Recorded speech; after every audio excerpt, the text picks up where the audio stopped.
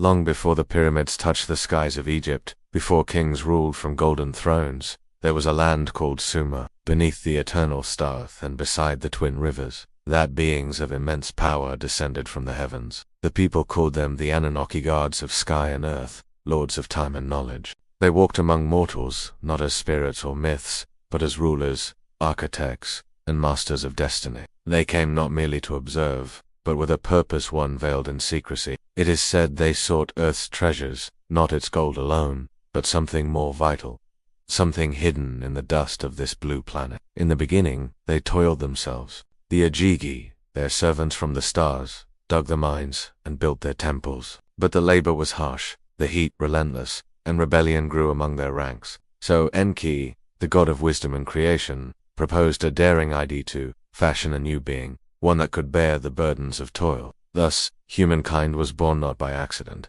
but by design, a fusion of divine essence and earthly clay. For a time, there was balance. The Anunnaki ruled from their cities Eridu, Nippur, Uruk. Enki taught humans the secrets of irrigation and writing. Enlil, his brother and the commander of the heavens, gave laws and structure. But behind their mighty temples and towering ziggurats, tensions festered. Enlil grew wary of humanity's rapid advancement. He feared they would grow too strong, too independent. He saw in them not laborers, but a threat. Enki, on the other hand, had grown fond of his creation. He saw beauty in their struggle, potential in their curiosity. He began teaching them more too much, some would say, and when Enlil discovered that Enki had shared with humans the knowledge of healing and mathematics, even the secrets of the stars, he was enraged. Whispers of disobedience turned to accusations of betrayal. Enlil demanded the humans be wiped out, their memories erased, their cities destroyed. Enki refused. He vowed to protect them,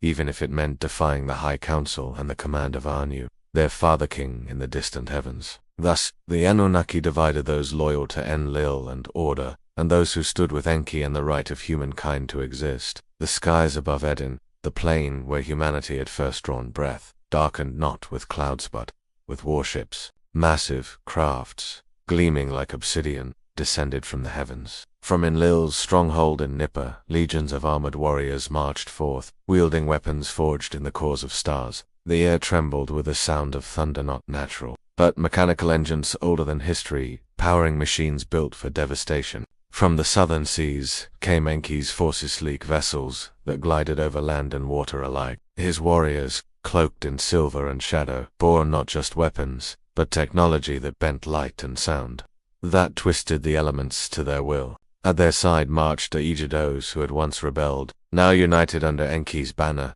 grateful to the god who had freed them from slavery and honored their will. Then the first strike fell. A beam of searing white light split the horizon, vaporizing a mountain in the blink of an eye. The earth shook, rivers boiled, and the sky turned red. Humans ran from their villages in terror, caught in a war they could neither understand nor escape.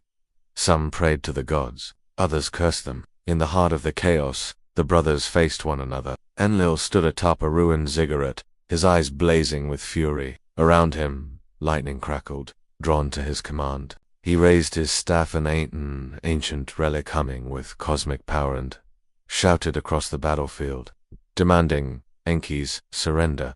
But Enki did not yield. Emerging from the mist of the Euphrates, he walked calmly toward the broken tower, flanked by his most loyal generals. His voice, calm yet thunderous, echoed through the dust. "Brother, I do not stand against you. I stand for them. Without them, we have no legacy, no reason to rule. You would destroy what we built to preserve our pride." Enlil, unmoved, lifted his hand.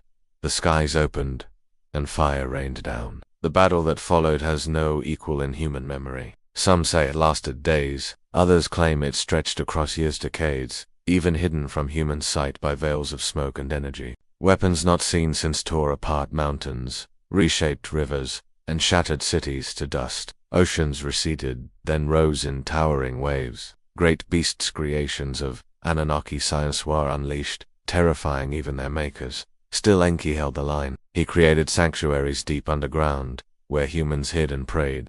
Some were taken aboard his ships, spirited away to distant lands. And as the tide of war turned and Enlil prepared a final assault, one meant to flood the earth and wipe the slate clean, Enki did the unthinkable. He warned mankind. In secret, he visited a man named Utnapishtim and told him to build a vessel wide, strong, sealed against the rising waters.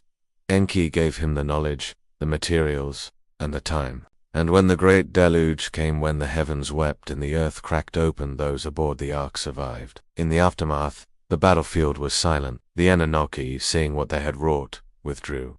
Some returned to the stars, others remained, hidden in shadow, their names twisted into myths and legends. Enki vanished into the deep places of the earth, while Enlil, disgraced, disappeared from the temples that once echoed his name.